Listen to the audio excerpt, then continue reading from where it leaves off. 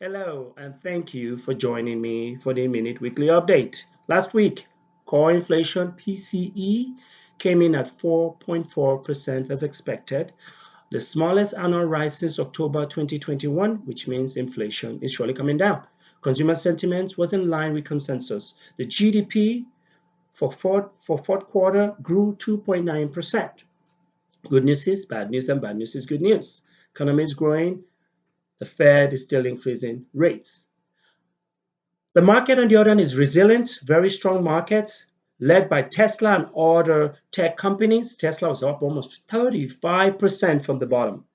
Um, the Dow Jones was positive 4 weeks in a row. S&P was up 6%, and Nasdaq was up 4%. The 10-year Treasury remained around 3.5%, and the 2-year 4.20%. 30-year mortgage rate is hovering around 6.2%. What to expect next week? A very, very busy week next week. Earnings season continues with reports from big tech companies including Apple, Amazon, Google, Alphabet, and Meta platforms. And energy giants like Exxon and pharma giant Pfizer will all be reporting their earnings. Other reports will be the JOLT report, the ADP payroll report, and non-farm payrolls will show wages increase or decrease.